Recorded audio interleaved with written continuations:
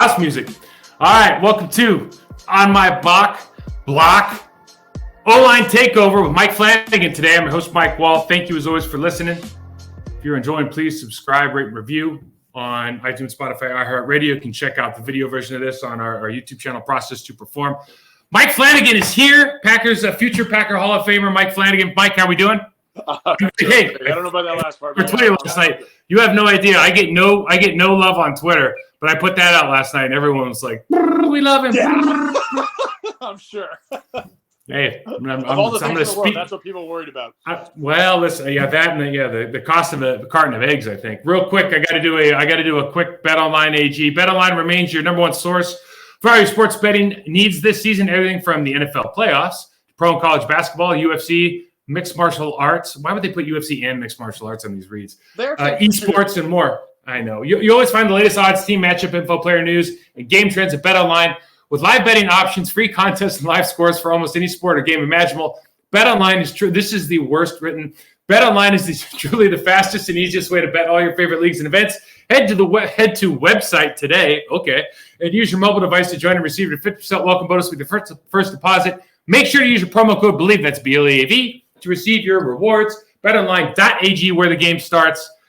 Mike Flanagan. Hey, so BetOnline's so we have this betting thing, but you can only bet in like certain states. I can't even bet in Texas. Really? In fact, so in my fantasy football league, with all these NBA guys that we all went to London together, so they're from all over the world, right? And so this year I go, why are we doing fantasy football when because we're dumb enough to actually put money in. Right. But none of us care after like week 4, right? Of course, yeah. So we all auto draft. It's just so you can talk to each other. So I said, why are we not just betting on? So we just started betting on games, but I realized it was my idea to bet on games, but I can't actually fulfill the betting. We had to do the guys in Australia and New Zealand, and the guys that could bet. You can't do that. Just get an app out of Vegas from one of the casinos and do it. No, you have to be in certain states to online bet. Yeah. I thought that was Vegas's way of superseding finding a way. As long as you come here and get our app, you can bet anywhere. Yeah. So one of my buddies is pretty high up in FanDuel, and so I had him on the Process to Perform show, and we were talking blah blah blah. And I'm like, so can I get on right now? And he goes, well, where do you live? And I go, does that really matter? Because how would I know? Yeah. He goes, does that really matter? And yeah, there's about half the states you still can't bet in. No kidding. Well, I'm sure that. Yeah. Well, that's because you live in Vegas, so it's like, well, yeah, it's second nature. Yeah. So listen, my next door neighbor is probably a bookie for all I know. Your next who knows what your next door is? That's right. It could be the speculation there. That's an entire episode in itself. Hey, listen. So Aaron, I don't even care about going into the Aaron Rodgers saga. I will say the best news of the day was that Green Bay, after the Damar Hamlin situation on the field in Cincinnati, the Packers are donating $100,000 to buy defibrillators for all the local leagues around the area. I thought that was that's like quality. Golf clap. That's a quality move. No, it is though, man. I mean, they got. I mean, it's a hot button issue right now. Obviously, anything you do to help out. Obviously, the NFL's not hurting for money to help out the communities is a good step, on no-brainer on their part. I always feel like the Green Bay. Somebody asked me this because it takes people a while to figure out that there's not an owner for the Packers. Yeah. And it's like, what does that mean? I go, well, there's nobody selfish. Like, there's no somebody supporting the money. The only thing selfish is protecting that G. That's true. That's true. But like you think, but I started thinking about it, and since the year you were drafted 2 years before me, so I'm pretty sure it was the same. But the year I got drafted, the year after that, they renovated that side of the building. Then a couple years later, they built the new side of the building. And then they renovated that, and then I left, and then you left. But since then, they've gone like 2 or 3 more iterations. So they pour money into that place. I mean, it's top notch. It's unbelievable. That's a great one. One of the great things about that place. I mean, usually an example of the remodeling that when they were doing the off-season training, and McCarthy didn't want the only way to get from one was to drive by with the trucks was to drive by golf carts, which could make noise, which could, in theory, interrupt off-season training meetings, which, is only 45 minutes twice a week for like 8 weeks. So they just moved the whole tunnel outside at a cost of like an extra $10 million just to do that. They moved it back just so they might not be interrupted during team meetings. That's when you've got pull, because like at that time, Mike's probably not even making $10 million. But you know what I mean? Because like coaches weren't making that much then. But he's just like. I mean, it was the same thing like when they redid the Hudson Center. They started talking when it was Old Turf. They started talking about it on Thursday, made a decision on Friday, and installed it on Monday. Like it was that, where can you turn around out? And you can just cut right through all the red tape, huh? Yep. Go right to it. You got an idea. Here's the idea. Here's the presentation. Let's get it done. Okay. We'll start tomorrow. So the Packers lose out. They don't make the playoffs, Mike. And I think I'm trying to remember. I know that we didn't make it with Ray, right?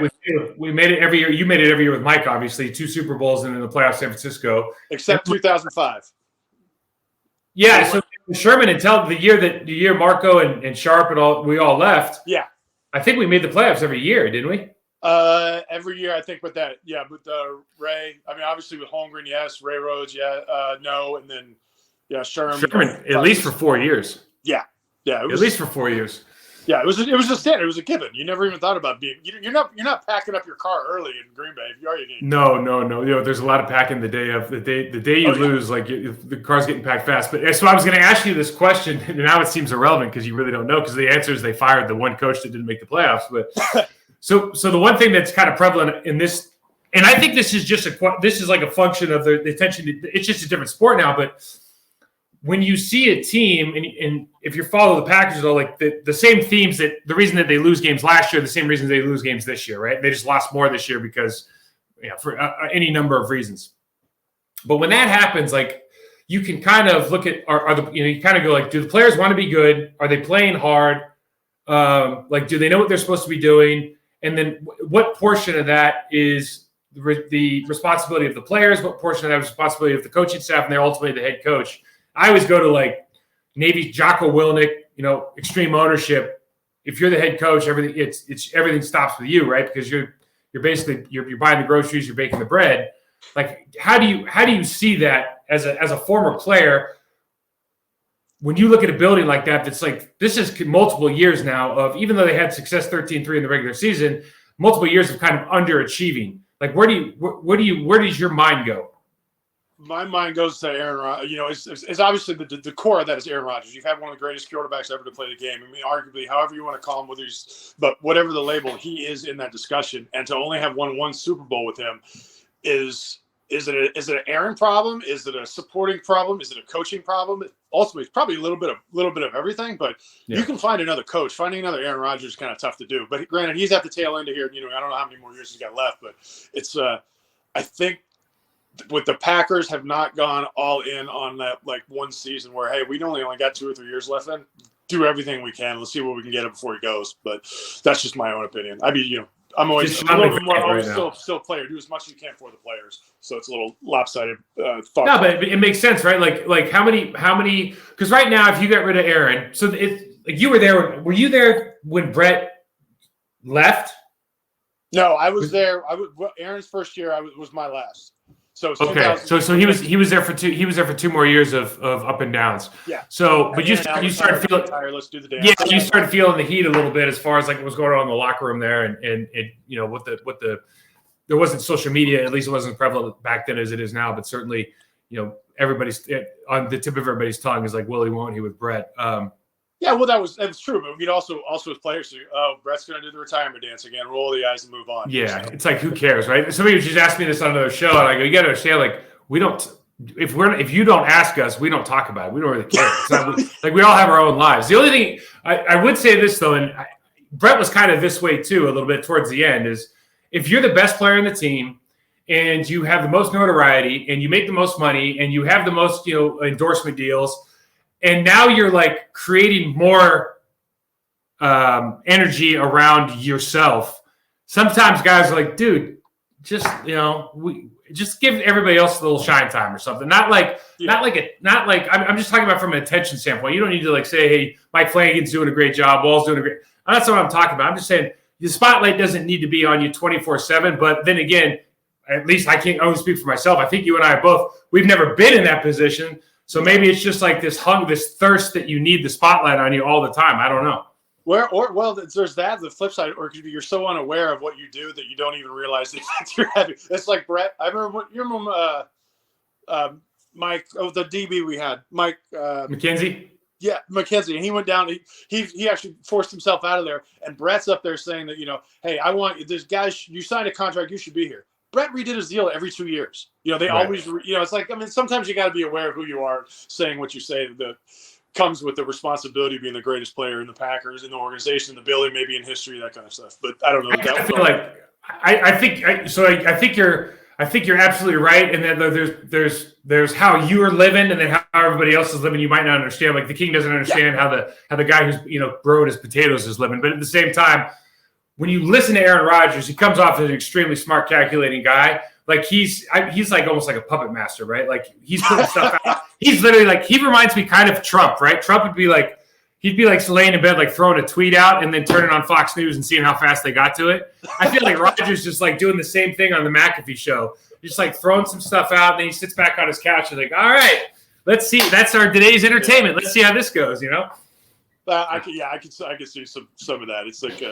It's like he's very measured, I guess is the word when it comes to. I don't think he's shooting from the cuff on some of this stuff. I don't think you're catching him in a weak moment where he's just speaking his mind. He thinks his mind, but he's also very aware of what he's saying and how, I think, in my opinion. But once again, I haven't. He certainly comes off as calculating. Sure, but that's not always a bad thing, No, I actually think it's a great thing, and I think the hard part is now is you can get people will turn on you for really just saying what you want to say, right? If I would imagine that he has something that he really just wants to say, and it probably is not. It would be controversial to someone, and so it's like easier for him to just kind of let's let other people come to the conclusion that I want you to come to, right? And that's also kind of a fun little game.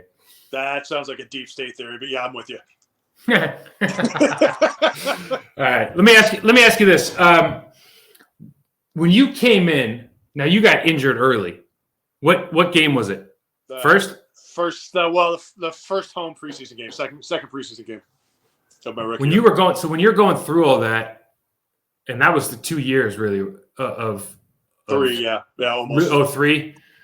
So when I showed up was really your first healthy year. Right. That's why you're putting your helmet on sideways when they. Who helped you? Like aside from I know Flea and all those guys, was there any players that because I was there and Lovat told me flat out like, hey, Holmgren says you're not playing and we're not coaching you, so sorry. Go learn as much as you can from Frank and Deli, right? So Dellenbach helped me out a lot. Yeah. But like, was there anybody like that for you? Because you're even more removed because you're injured this whole time. You know what? There's always somebody helping everybody out, but I had the great fortune and misfortune of being one of Tom Lavat's guys. I don't know whether it was personality wise or anything else, because obviously I didn't play for him, but Tom was he was rough on me, but in a way that I appreciated. Always walk by and go, just shaking his head. I haven't seen him in 2 weeks. He's gonna go, God, they keep my job harder and harder. Keep sending me players like this and expect me to make them play. Jesus Christ! He'll just walk off, and be like, hey, nice to see you, Tom. But I appreciate whatever motivation, however ball busting he could do, and also Ken, the strength coach. He was Ken Johnson. Yeah, he was, because I was in with him every day that I wasn't training. I was there in the building at like every hour and some as the guys who were actually actively playing in that year, just because I knew I could see that like, hey, I'm not doing anything, so I got to do something. Just be here, work, and do everything I could. So I work out with him every day for a couple hours. And man, you talk about those country boys and their training sometimes when they're just trying to see who's got bigger huevos. Oh, that was a battle I lost too many times. But he's getting my ass beat by a 50-year-old man when I was 25. That's a great feeling, tough to swallow, but. It was. It helped me out both. I mean, having those guys that I believe they spoke up for me. From what I've been told, they've been went on the table for me when I wasn't a guy that hasn't done anything for the organization yet to keep around. And of course, Ron Wolf. Yeah, of course, Ron. So you and I both were living in Vegas, and we would go down and we meet Mark. Speaking of like old guys making you look like assholes. Yeah, Mark Phillippe, he was the world's strongest man guy. So we go down there he's coaching at UNLV, and we go down and he's a strength coach and say, hey, can we work out here? And there's a couple stipulations, but yeah, we'd love to have you guys down here. And I remember we went down there one day, man. I don't remember if you were there or not, but I remember he was warming up and he's putting like DMSO on his knees because he's old. Right. And we're, young, I can jump around and everything. And he's kind of rubbing his knees out and he's going through this big, long warm up, and he's going to do like some strongman stuff. And I think this is true. It always gets more, heavier as time goes on, but I was kind of finishing up my workout. And so we were it was Coach and I, and we were doing leg press, and we had 16 plates on the leg press, which is a phenomenal amount of weight. And I remember Flip took off like 2 plates. And that was his first say. He just started warming up. And I went, Yeah. What are you doing? You're going to hurt because you just rubbed DMSO on your knees because you're going to break. And he goes, nah, he's all wrapped up. Like, nah, I'm good. And so he's got 14 plates aside, just and then get serious with it. And I went, well, yeah. I guess I'm not going to go to that profession. Hey, there's always someone stronger, always someone faster, always someone better. No matter what it is, it's trying to be that guy. Hey, let's shift to these playoffs. What was your first game, your playoff game that you started and played in? Was it that San Fran game? I believe so. I honestly, it all gets so convoluted in so many years and so many games. But yeah, it's too many years apart. Was that the same game where we had a picture in Sports Illustrated? It was like from top, and it was looking at the all offensive line. All of us are like splayed out on our stomach, and San Francisco was like running at the corner. That was actually, I remember the game because it was Amon running, and I had flipped over. He's the defensive coordinator for the Jets now. I had flipped Ulbrich. I had cut Ulbrich on a screen. And I was like, I was doing this thing, and I think you were running down, cutting somebody downfield. It was a terrible picture of all of us, except for Amon. Amon looked great, but that was that wasn't a playoff game. That was actually a December game. We were playing out in San Francisco, and the reason I remember that game so well is that was the game that Craig Heimberger went into the game, and Beck was on the sideline, like he was actually messing with him because we were up by a lot. And they had put Charles Haley, and Charles Haley was like, he didn't play anymore. And Beck was like he wasn't a nice guy anyways, but he had a tendency in those situations to kind of like join in on the players, like giving other guys shit. And he started saying stuff to him like, I'm not going to put you in. He's too fat. Or you just say like mean stuff. We're just sitting there like, good Lord, man, this guy's a professional, Anyways, so listen, we got 4 games this weekend. Let's go quick AFC, and then we're going to watch some tape on the NFC stuff because I want to get your perspective. So we got Bengals and Bills. Bills are by 5.5. Me personally, Joe Burrow is like the best quarterback I've seen since Joe Montana. And I don't know stats-wise or anything. I just remember when I was growing up, Joe Montana was the best quarterback, and now this guy looks like the best quarterback to me. What do you think? I think he definitely deserves to be in the conversation. The guy, I would like to see a little more consistency out of him as far as not having 5 touchdowns, 600 yards. The next week will be 150 and 3-2. But that just comes with age. I mean, forget he's only third year in. He's still on his rookie deal. Yeah, right? He's young. And dude, he's going to have 3 offensive linemen out. He had 2 out last week. They were sucked all year last year. They were terrible on the offensive line. They gave up like 70 sacks or something. They still were not great this year. I mean, they were better, but they were not great. I mean, they were terrible. No, they gave up. Mike, they gave up 41 sacks. So this is a different conversation, but it's the same. We're offensive linemen. They gave up 41 sacks going into the playoffs, and then they lost their right guard, their right tackle, and their left tackle. Yeah. I mean, but 41 sacks. The Philadelphia, we'll talk about the Philadelphia Eagles. The Philadelphia Eagles have 69 sacks this year. That's a real number. That's a real number. That's leading the league, right? Or close to. Yeah, but leading the league. But, okay, so here. I'm glad you asked. I got it up here somewhere. The sacks per game. No, now it's not coming up. But sacks per game was like 69. The next team was like 52. I mean, I remember back in the day, if you gave up more than 20, that was a bad deal. That was a bad deal. Nowadays, like 16 was like okay, right? But nowadays, it's like these guys are giving up. I mean, good Lord. I mean, Joe Burrow doesn't. To your point. Joe Burrow literally says, like, on third down, I don't care if I get sacked. He goes, what's the difference? I'll just stay in and throw the ball if I get sacked. It's like, well, I at least go, well, you make me feel really bad about myself. That's all that matters in a game. Yeah, I prefer just for the offensive lines, like, peace of mind. I prefer that you just not give up the sack because we take a lot of pride in that. Yeah, no, I think it'll be as this kid gets more maturity. He's not arrogant, but he flirts with that line of arrogance and confidence, which is right where you want a quarterback to be. Yeah. He's Joe Cool. And it's contagious. And I think the dumb outfits or dressing, I actually like it. It's like he's about it, but it's not because he's not so self-centered about it that where it's not look at me. It seems like he's doing it for the entertainment of others and himself. And I think Jamar Chase dresses him. I'm being serious. Seriously? I think that's the shtick. The shtick is he allows his wide receivers to dress him before the games or something like that. I think it's the shtick, which makes you love him. You know what I mean? That's exactly. fantastic. No, hey, look, they're young. They got some bounce in them. They're confident. They're having and more. They're having fun doing it, and that's just contagious. At least in my mind, it's contagious. Like makes me want to watch them. Makes me want to cheer for them. Makes me want to do. And you got you got some real talented guys on that team. I mean, Higgins is he's probably he's a first receiver anywhere, but he's playing with Jamar Chase, and he still has comparable numbers with Jamar Chase, sharing numbers with that and the running back. They're a fun team to watch for that reason. There's an attachment to them because they're fun and they're doing it with a swagger that's not disrespectful. They have their defensive lines, but DJ Reader, both Hubbard and Hilmar, they're both playing high level. And their box players are really good. They have a good secondary. Lou Ramos done a great job as defensive coordinator. It's like the only thing that you and I should hate them because they might win the Super Bowl with the worst offensive line in the history of offensive lines. You know what I mean? But 2 years in a row, everywhere else. It just kind of shows you there's certain teams are figuring things out.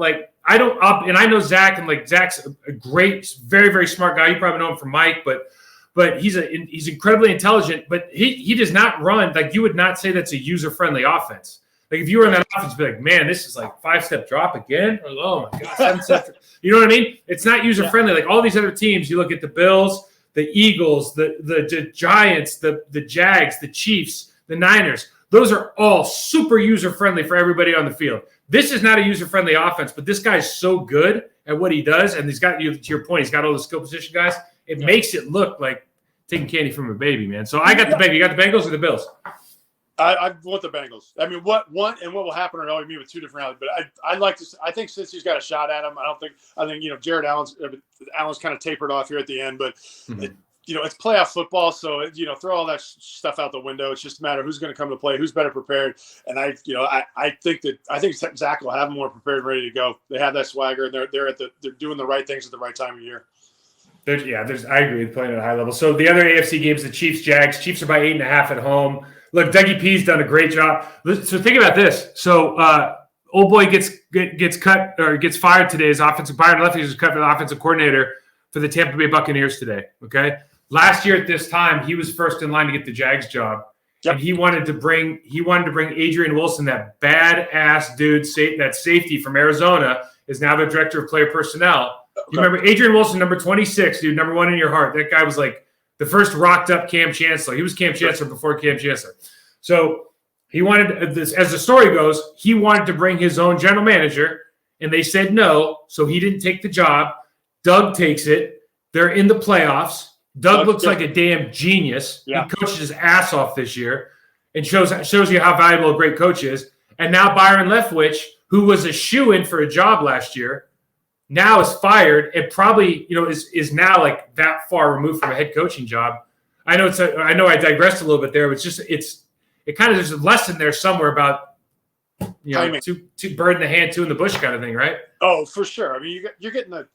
Yeah, overplaying your hand is what it sounds like. These are my terms. This is what I want, and I believe in guys having confidence, but also at the same time, the best deal isn't always the most stuff. Whatever you think you could ask for and get, it doesn't make it the best deal.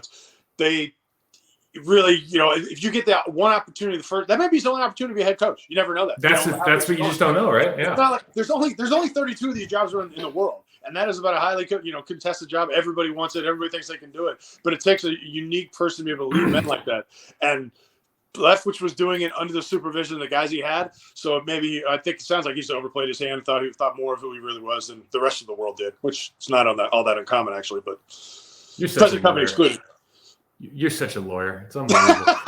Hey, so Chiefs are going to win this game though, right? Chiefs by 8.5. They're going to win this game. All right, we don't even have to talk about it. I mean, I think Doug will make it interesting with the history that Doug and Andy Reid have. But you're talking about, you mentioned before, but what Doug has done, how long he was, second year in Philadelphia, wins the Super Bowl. First year in Jacksonville, he takes 4-12, whatever they were last year. Urban Meyer led team. Squeaking in, but they're showing, you got guys showing all kinds of. They're showing they're going to be a good team in the years to come. Here's what happened. This is the Jacksonville Jaguars are exactly what the NFL wants. Okay, you have a historically bad team that has drafted actually really well. Okay, Josh Allen is the defensive end number 41 there. He's the most underrated defensive end in the league. The guy is absolutely box office. Yep. And then they got 2 of his clones. Then they draft Trayvon Walker. Another defensive. So they're stacked. I mean, when I say they're stacked on the edges, it's ridiculous. Arden Key, they are stacked. Trevor Lawrence, first pick in the draft, right? The kid, the linebacker from Utah last year. I mean, these guys are all like really, really high-level players. And now they just – what does it take? It takes a little bit of time, but it takes the right leadership to get in there and make you believe that you can be what you're supposed to be, right? Absolutely. I think Doug's shown that's the way. I mean, he was like that when we were with him in Green Bay as a quarterback, he's backup, but he has the personality is kind of contagious, and him and his portfolio of documents on the sideline as he's trying to get signs and get tendencies and all that kind of stuff. But it was very it was fun. He was just that guy. He's a contagious energy, and those are the kind of guys that you want as head coaches you are who your head guy emulate. You emulate your head guy, and everybody he's out there learning and getting better and has some faith in his guys, and. Just he's a good coach, and I hope they do well. Continue. If you could pick any position and just say I forecast that this is going to be a good head coach, it probably is that backup quarterback. Oh, always backup. You have to because you have to understand you can't. You're not getting the reps. So you're studying more. And you're involved in you're still involved with the conceptual planning each week. What can our number one do when you've got the number two there who's in taking that all in, adding to it, and they've also got to have some experience. Because nowadays you figured out you've got to have two quarterbacks to last in this league. So he's a little bit of everything, taking in, sitting in all the meetings, getting all the information, having input. It's the most obvious. They know how to navigate. One thing that's easy for you is not easy for me, but that is mandatory for a backup quarterback is the ability to navigate all levels of the team, right? Yep. Like the players, the coaches, the personnel, the travel people, like they just know how everything works. So it comes very naturally for some people. For some, like that for me, it's like I got blinders on everywhere I'm going, right? But guys like say backup quarterbacks, they know how every piece of sausage is made, man. It's fantastic. I love that they're going to know with the DBs on your own team, the box on your own team, how our defense plays. You're going to know how your receivers, what your running backs are supposed to do. And this is totally a shot to them in Arizona. It takes more than 4 hours of extra work a week for a quarterback to be good. I know. You can't have believe four, that? You can't just, Could you believe that? You have to get 4 hours. That's Murray in Arizona, for anyone who doesn't know, but 4 hours of extra film work. And then they fired their coach. That shouldn't get you through Tuesday. You should be well above that. I mean, for the love of God. Do you know that they give them iPads? You know they give them iPads and they literally scan in. That's what's like preposterous is there was some sort of precedent that they knew for a fact that the student wasn't watching 4 hours a day. No, I mean, okay, think about this one. Granted, the guy's a talent. He was Think of it. Here's a check for $250 million, but you have to watch at least 4 hours. What's that breakdown per hour? Yeah, 4. Let's see, 4 and 16. You get 64 divided. Yeah, okay. You just go. Yeah, sure, I'll do it. All right. Jeez, Pete. $62 million a year watching film divided by 4 is what's that? Almost 14. I mean, you're so well played, sir. Well played. Yeah, that was. I don't usually like to bash guys, but that's about that's more bash to the front office than bash. No, I was gonna say that's not his fault. He's anytime if you're a player and you're allowed to do something, that's again ultimate ownership, right? Yeah. All right, we got some fan questions for you. Oh God, I'll give you a layup. You ready? What's the difference between center and guard? When you're looking for a center or looking for a guard, what's the difference? I didn't even want to put this down there, so I just quickly answered on Twitter. Mike's a lot smarter than I am. Let's move on. Okay, well, that's an arguable point right there. Well, the fact is you're supposed to listen to what I have to say, but half the time you were right. Half the time touche, sir. Touche. Yeah. But yeah, no, I think that was what made us great is that the nonverbal communication between you and Marco and I, and even Tausch and Cliffy, as much as Cliffy seemed to be in his own world, but Cliffy had the world figured out better than most, actually. Yeah, he really did. Mine was saying something, getting everybody on the same page at the same time, where a guard is actually someone who's an offensive lineman who blocks. Yeah, I would say that the level of, and I think it actually goes underrated, even though the people talk about it a lot, like the level of intelligence that you have to be a really, really effective center and like be able to technically play at a high level and communicate in the proper way to your quarterback, to the offensive line. Like it's a skill set it's I always go back to it. It's why you don't see good offensive linemen in the transfer portal. That's why you don't see trades for offensive line. Like there's a reason. There's just not a lot of them out there, right? That's why guys are getting paid a ton more money than they used to. There's just not a lot of really good offensive linemen out there. And like we'll watch Kelsey here in a minute, who's probably the best in the business right now. Like some of the guys are just a notch above everybody else. You get one guy, you give the best offensive lineman in the history of the NFL. He cannot determine a game like 5 average guys playing well together. It's an offense fine. You know what? You take out one knockout. Von Miller's gone for the game, but you still got 4 other guys. You got to do everything else. If they're falling apart, it doesn't do anything Von Miller's done because you got 4 other guys that are open up the floodgates. So it really is a unit working together. That's where you see a good offensive line. It's not so much talent level; it's how they work together. Well said. Here's one I think we just answered. Which one of the remaining playoff coaches would you want to play for or coach for? I'm just going to assume Dougie P or Andy. Yeah, Doug or Andy. Yeah. Andy, I'd like to see Andy just because he's not afraid to do things just for the hell of it. I mean, what was that ring of circle thing he did before they broke the touchdown? Really? Is there any point to it? No, but it's fun, so go for it. I love that then when they do get down to the goal line, they actually, the players are like making up plays now. You know what I mean? Because like that's it. Actually, if you think about it, like if you're a coach and you're actually thinking about how I want to develop my team, like when I'm thinking about coach development, the potential supremacy, right?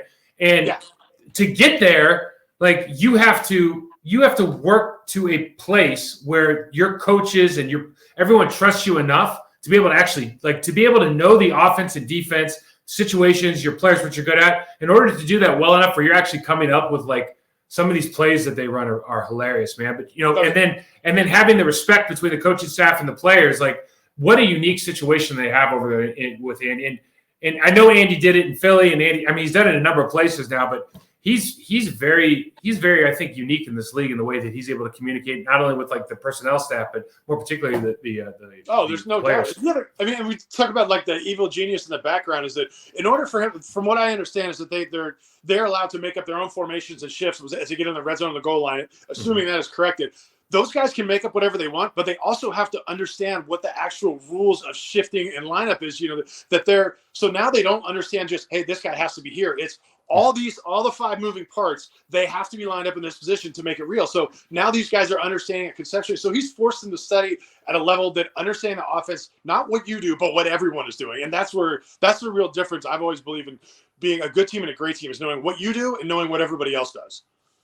Yeah, well said. Like I remember my rookie year, Frankie. I think Holmgren was bored one year. I think everybody was dying, so he had Frankie go up and he did red zone one Friday.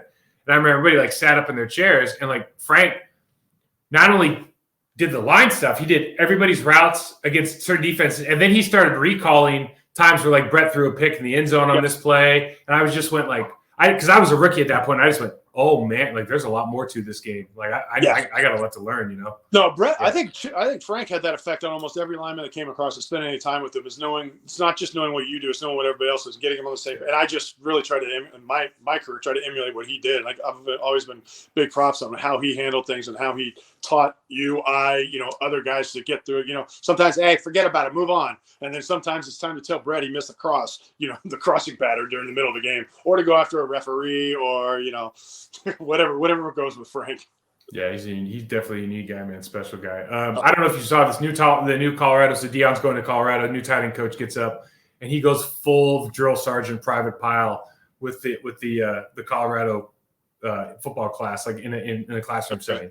When I say stand up, you get at attention. He's yelling at everybody. Just goes full. I'm like watching this. Like, am I in boot camp right now? Like flashbacks. Tell the fans what people may not understand, because that doesn't fly literally anywhere else. And to be fair, it didn't fly when I was watching. I thought it was a joke, but it was serious. But tell people, like in your best estimation, what is the fundamental difference between football and other sports that people just think that might be okay, and maybe wrestling too, but like those what makes that okay? What makes people tolerate that? Let's put it that way. Tolerate which part of it? Sorry. Tolerate the coach yelling at the entire group to stand up and sit down and do all this stuff. What is deep-rooted stupidity? Deep-rooted stupidity. You want to go? No, I mean, think about the league. The league is a copycat league. Nobody wants to be the first to do something. No one wants to be the last to do anything. So back in the 50s, 60s, whenever football really started developing and take off in the 70s, it was that you were going to war every day. It's not war. It's a game. But however, it just to transition away from that, whereas the no water, no brakes, all this stuff.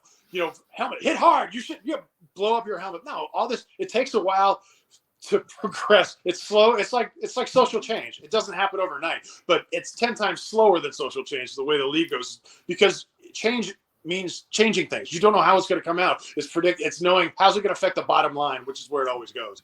But yeah, that's just why the drill sergeants of the 50s and 60s, probably because started with Vince Lombardi. I mean, Vince Lombardi was a guy that everybody knew, the start of the NFL, of winning championships, and it was also, it's my way, not your way, my way. Any other way doesn't exist. There's no highway. It's my way or that's it. Yeah, well, and that probably has its place in some buildings as well.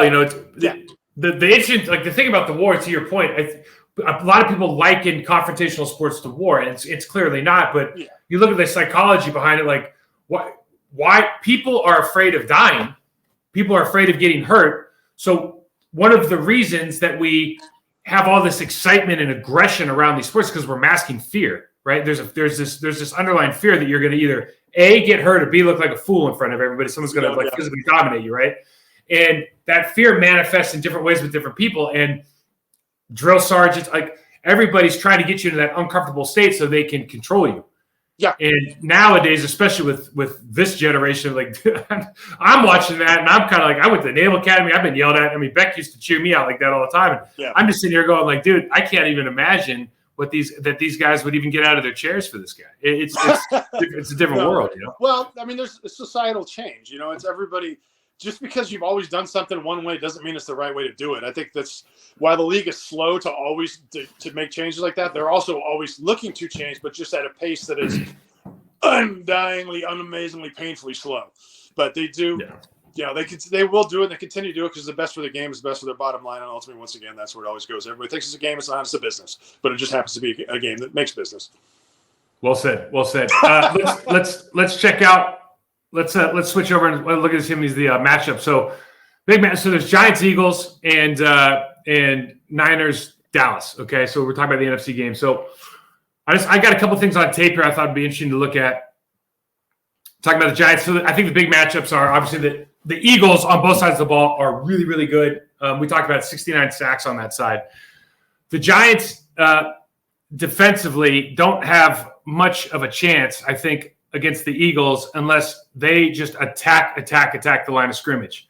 Talk about shooting gaps, just being first to the ball, trying to play on their side of the line of scrimmage, getting guys, because they do a lot of stuff with pulling Kelsey, getting Jalen Hurts on those quarterback keeps and the RPOs. But if you play on their side of the line of scrimmage, if you account for, like in this play right here, if he misses that first read and you just account for Jalen Hurts' running ability by bringing extra guys, like it's kind of feast or famine, right? It could work, or if he's on, it could go really, really poorly. But in these clips against Mailata here, like if you play on their side of the line of scrimmage, you make the running back cut before he's ready, you're going to have a chance to at least hopefully make them one-dimensional.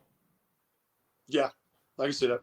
It's well, I think that always, for any time being, you give up. It's a risk reward. If you're penetrating, playing on their side of the line like that. As long as you can keep them in control and you got good discipline, like on the edges, to make sure Hurts doesn't bounce it out or do something just total improv. It works out well. It's just you've got to have discipline when you guys are attacking gaps like that. Somebody's got to be in that A gap. Someone's got to be in that A gap. Other than that A gap is just a freeway right down the middle. Well, they got this guy. The Giants have this Dexter Lawrence, 97. This guy, I don't know what he weighs, man. He's an absolute tank, and he's just like he kind of, and not that he came out of nowhere, but like. He was so good this year. He was undeniable. He's a first-team All-Pro, and he just last week against Minnesota. I know they have some banged-up guys, and Garrett Bradbury came back starting center for them, but they had some banged-up guys in there, some young players. But he beat the brakes off these guys. He's averaging. He doesn't have. I think he has 8.5 sacks, but he has a ton of pressures every single week. 8.5 sacks is an interior guy. It's like off the chart. Yeah. You're right. Especially when we played. But now when one team has 69 sacks, like I don't know what's real anymore. You know what I mean? Yeah, that's true. But I'll read when we get to Philly, I'll read you their sack totals. You won't believe it. But you see this like Jalen Smith, the guy from Dallas. You have to play on their side of the line of scrimmage. You got to take some chances in this game. Because I just don't know how else you're going to stop this team, man. Yeah, no, I think you've always got to take the chances here and there. It's a valued risk, but just knowing as long as when you take those risks, everyone's got to be where they got to be.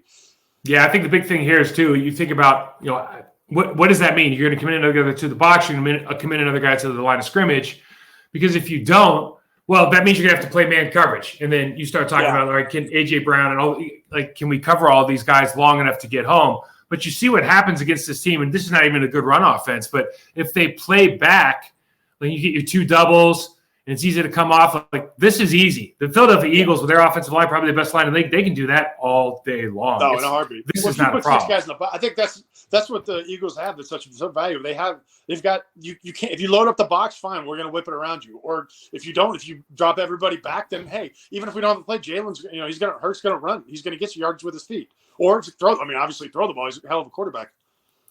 One of the and probably the problem is like, if you're playing man, or if you're trying to commit to the run, or you have your eyes on somebody, like Malcolm Smith goes across. This is 2 weeks ago. He goes across the formation, and like they don't even follow him.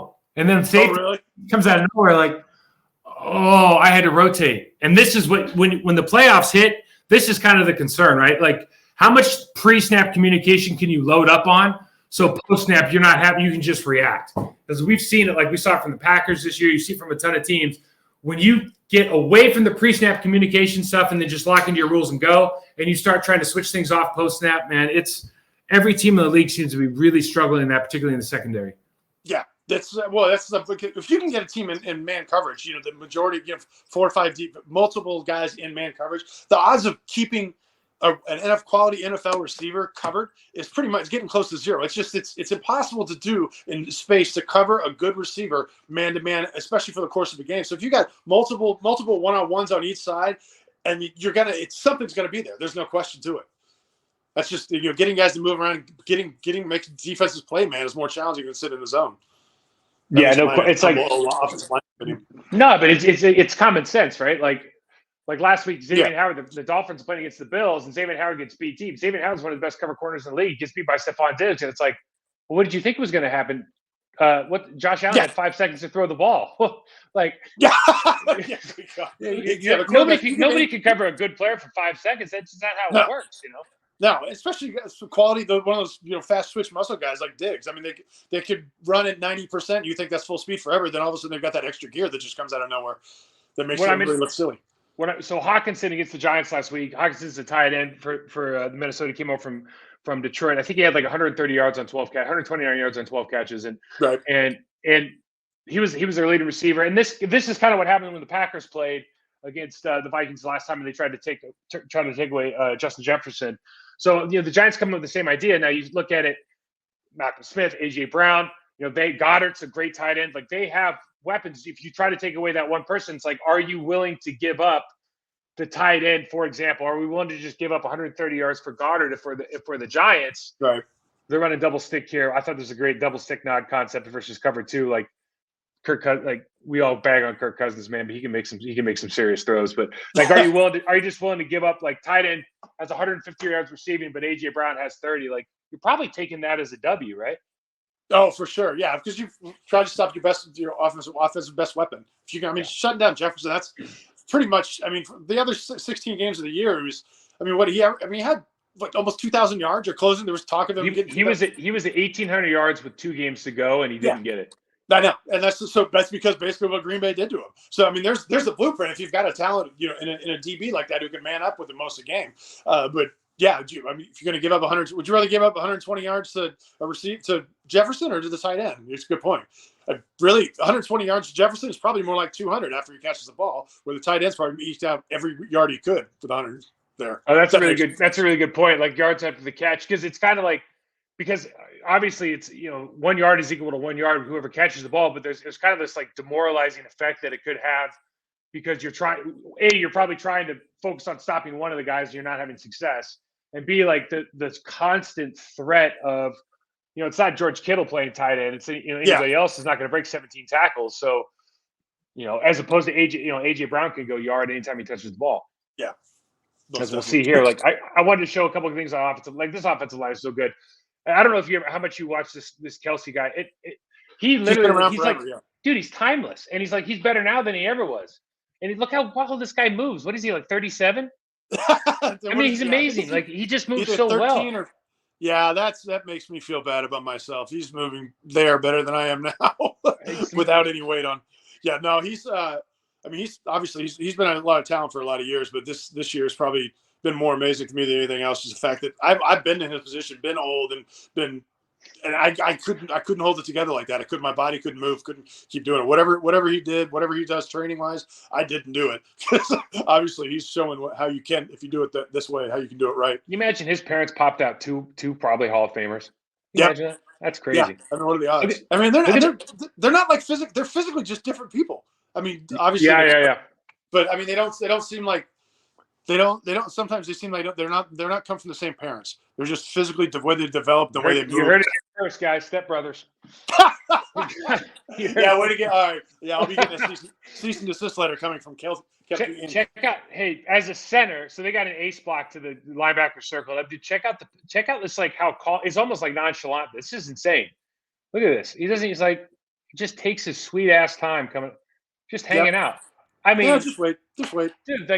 Like most guys are like, hit him, right? You strike with your second step on your right shoulder, and then, dude, we got to release, got to go get him. He's like, no, just everybody chill out, man. Patience. That's what an old vet there, and the patience of he can see the guy where he hasn't committed to come over the top, so he's just staying with his down guy to move it, and it's hard. I think we did it a lot and we were good at it, but I think it's a hard thing to teach, especially young guys. Just when you see that flash, he hasn't committed to that side. Yeah. If Kelsey comes off on that, then that guy, he just rolls back over the top, and you've left the D lineman one-on-one.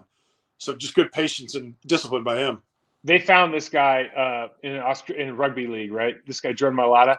Okay, he's 6'8", 348 pounds. Right. Had never played football. They just re-signed him in 2021 to like a $64 million contract.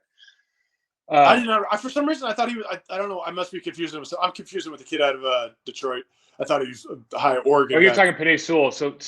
This guy's been in the league for a couple of years, but they picked him up basically off the street. He playing rugby. He went to like a tryout for the NFL International Day or whatever. And they're just like, yeah, I think we'll give him a shot.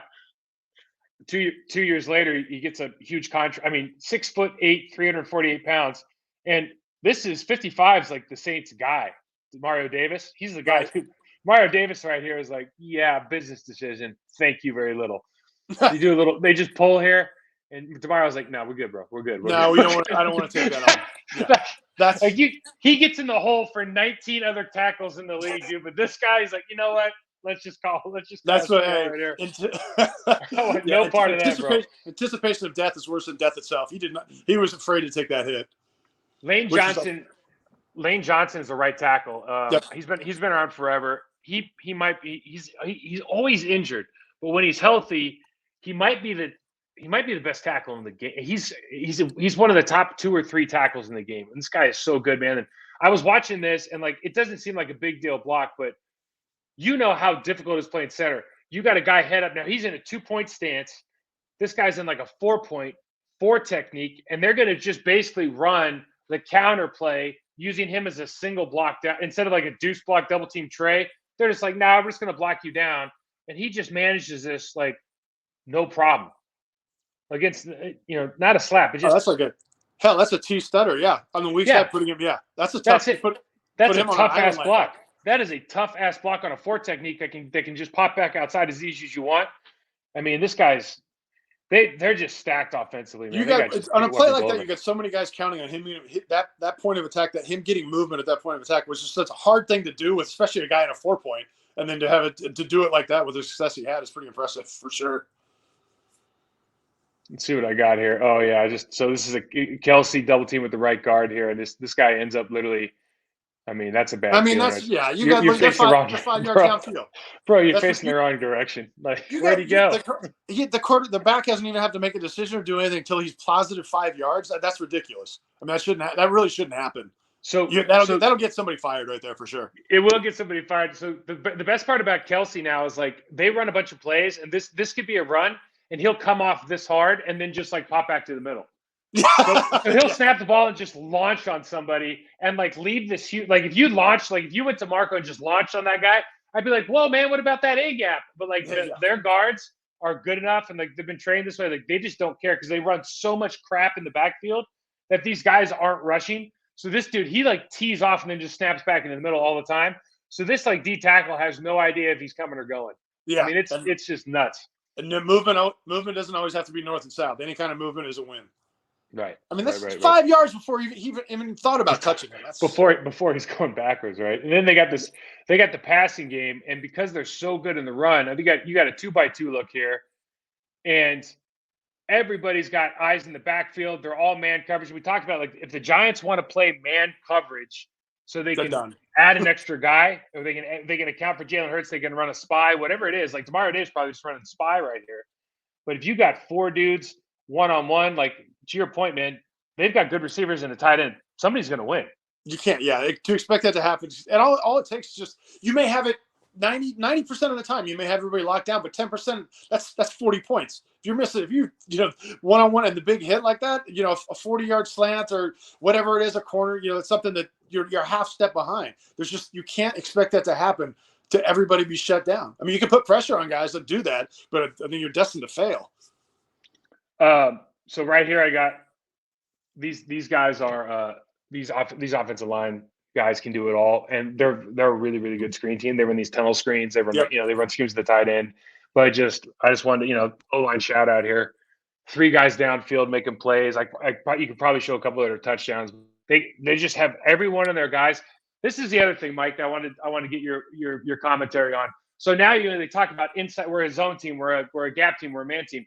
Dude, as I remember, and maybe I'm way off, except for like Alex Gibbs, where you turn your sideline to the chest and start running. If you were a good team, you could just do everything. Like they were never like, we're gonna run. If you ran outside, we'd run outside zone. You'd run your gap plays. You'd run your powers, your counters. You'd run your toss cracks. Like, you got to be able to do it all. And I don't know. I guess it was because of Gibbs they started talking about, we're going to be a zone team. We're going to do this, but nowadays, again, like the good lines in the National Football League are being coached to do it all. Whether you're talking about Cleveland, Detroit, Philly, San Fran, like these guys can do literally anything you ask for whenever you ask for it. Yeah, that's general. I mean, that's how you draft guys. You draft guys to be able to adjust in any scheme. But if you only have one single focus, if you're only a gap team, if you're only a zone team, it's easier to lock you down. But if you do a little bit of everything well, instead of doing one thing great, you do a lot of things really well. I mean, just the law of numbers is you're going to have more success. We got that RPO look. This is old school. I mean, nowadays it's like this is Kaepernick RPO, a true RPO, where you're going to read that backside linebacker on the read.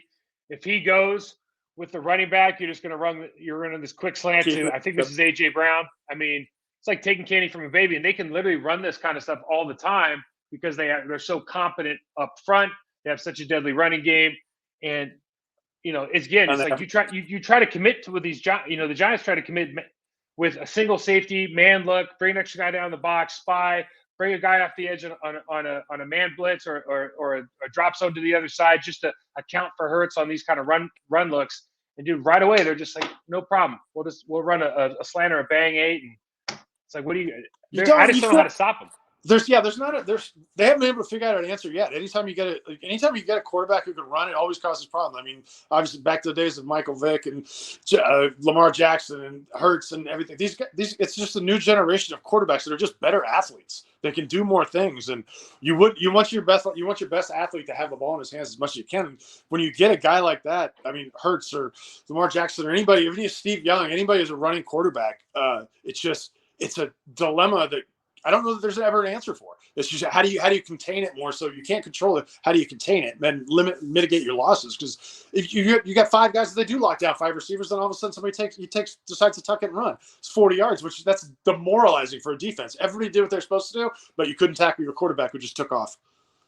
Do you think? I still think Mike Vick's the best two-way quarterback athlete I've ever seen. Just because I think his arm was different than everybody. I think his arm was better than he had a touch. Anybody now, honestly. Well, I mean, both he had his longevity of, obviously he has some stuff that interrupted his career, but I think he was on the path. But I don't know that he's maybe. You're probably right, but it's just a matter of how long can Hurts last doing this? How many hits can he take? Same thing with Lamar Jackson with his knee now. Whatever. Lamar Jackson's probably the best. Like, we forget about Randall Cunningham. Like, he was amazing. Oh, yeah, that was. And Steve Young. But like Lamar Jackson is the best, like most electric, probably player in the game right now when he's healthy. His running ability is amazing. But I remember, dude, and I know you do. It was 2003 or 2004. It was 2003. first game of the season, it's like the Mike Vick coming out party. We ended up winning the game on like the last play of the game, but that dude rolled to his right, flipped his hips, and threw a 50-yard dart across the field to the left sideline. And everybody on the side, because we had Brett, and Brett could sling it, and we were like, I had never seen a throw like that.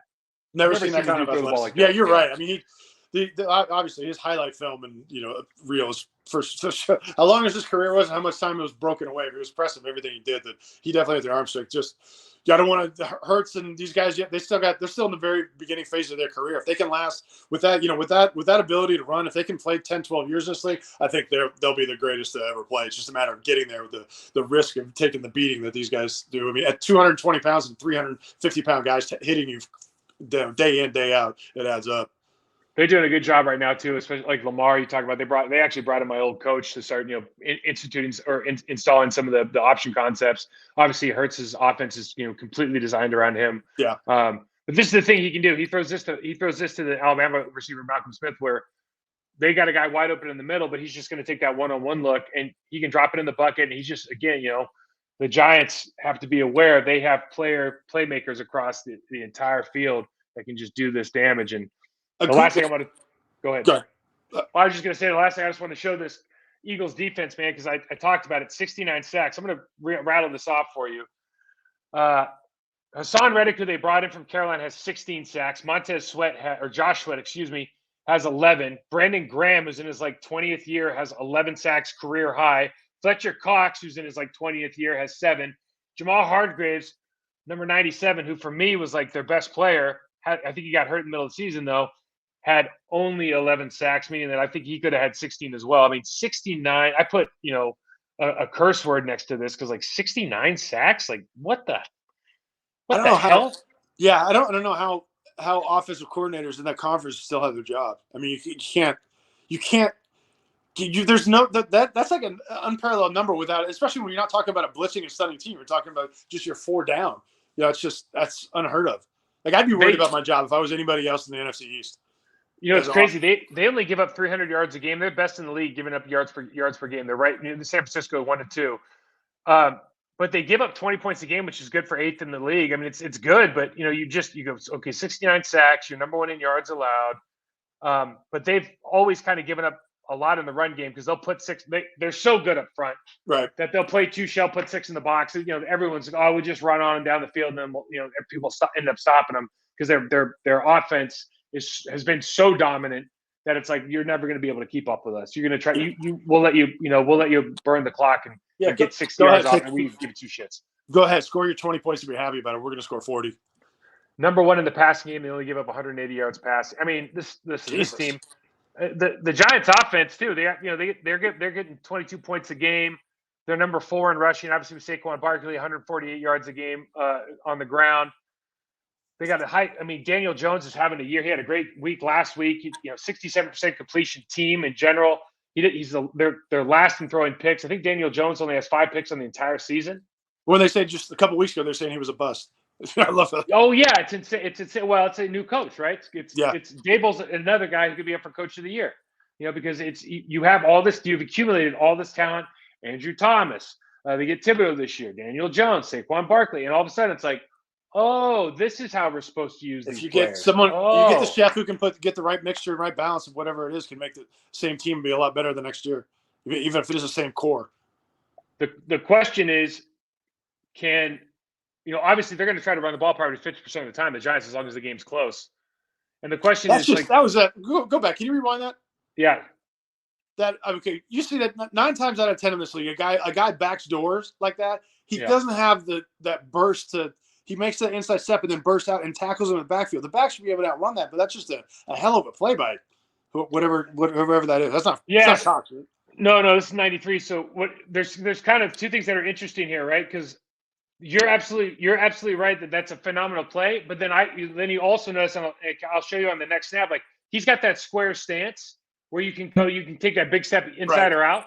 And you look at it on this one, so you see 93 in his stance. And then obviously, Big Boy 72, the free agent pickup, he's not going anywhere. But you see Fletcher Cox is clearly going downhill. You see Hassan Reddick is clearly going downhill. But 93 when I talk to offensive linemen now, I'm like, see that stance? What does that mean to you? And they're like, it means they're going to read. I go, oh, no. It means he can move one way or another really goddamn fast. That's what it means. Like, you have to be really on your stuff, because if you cross over, this dude will easily backdoor you and jump outside, because just by that stance. But Hassan Reddick having 16 sacks. So imagine you get traded. So Carolina, him and Brian Brown are just balling out. They have a good defense, no offense. He gets traded to the Philly, to the Eagles. He goes to Temple, so he loves being back in the city. And the dude has 16 sacks this season, man. And the guy's just been unstoppable. What's ridiculous? What's the subtle things about when you really start, as I stare at this and look more and more at the analytical side of it, is you've got where they line up. You'd say that's a 3-4, or do you think it's a 5-2, and that's or 4-3? It's just because those guys are sitting in that gap where he's on the shoulder, he's on the inside shoulder, or is he head up? And you've got the guy who's making the determination, usually the center, is trying to determine something based on where a guy is lined up 8 feet outside of him. It throws in a different wrench in there. You have to sit there and think for a second, figure out what it is. Which is no doubt. And it's like the hardest thing. I don't know about you, but like I always thought the hardest technique to block was a 4-eye, because we're always kind of sitting there going, all right, now why is he in a 4-eye? Are we gonna slip that? Are we gonna deuce it? Like what? How we? And then the team would always want to actually like change the blocking scheme or change the plays that we were going to run, because you had to account for, well, they don't want the guard just to block the 4 by himself, but then we don't know what to do with the tackle because the tight end needs help, because now he's got a 9 tech. You start going like, it's just hard, man. And a lot of teams play that way. Paralysis by analysis. That's sometimes you overthink. Sometimes that's the thing. That's the beauty of it. If you get somebody else thinking, they're not playing. They're not reacting. It's slowing things down a little bit, making their reaction time and execution not as good as it were. But if you get that little, move a guy in at 2 inches, is that a 2 or a 2-eye who's lined up over the right guard? It takes a little hesitation and communication where it's a gray area that I know. I mean, remember when Ed Donatel when we had him as a defensive coordinator? It's like anytime that safety would come down on the backside when they run that over boss, when everybody was shifted strong, the safety would come up in a fuck position. It's like, well, if he's in the A gap, I know. And if back's in the A gap, I know he's coming down. It's predicting where it comes. So this is, disguising things, making everybody think a little longer. We're running out of time, so we'll leave this last one, because this is another Hassan Reddick sack, but this is kind of what we're talking about, as being, as you just having an extremely high level of intelligence. Like you played every position on the line, and this right tackle right now, like when I'm thinking about this, if I have a hole call, the center makes a hole call, meaning he's just looking at 57, and you have a 2-eye who's a penetrating player at the right guard position, the right tackle, like this is just like understanding. I know that he's been a lifetime left tackle, but if you're going to get outside of that red line with your inside foot in less than 2 steps, like you've just created this chasm. Yeah. Like, look at that gap. Look at that hole. Like you can't help but get beat. And for some reason in the National Football League, coaches continue to be like, no, go short set that guy, go flat set him, go angle set him. Instead of saying like, you know what, dude, you're 330 pounds. If you go out there and he cuts hard inside, he's 250 pounds. He can cut fast. You're going this way, and all of a sudden you want to go back that way, and you're too damn big. And there's this huge hole in here. And like this happens at least twice a game with every football team I watch. For the exact same reason. It's like, dude, there's a 2-eye in there. The right guard's gone. Do not flat set. You've just opened up this huge space.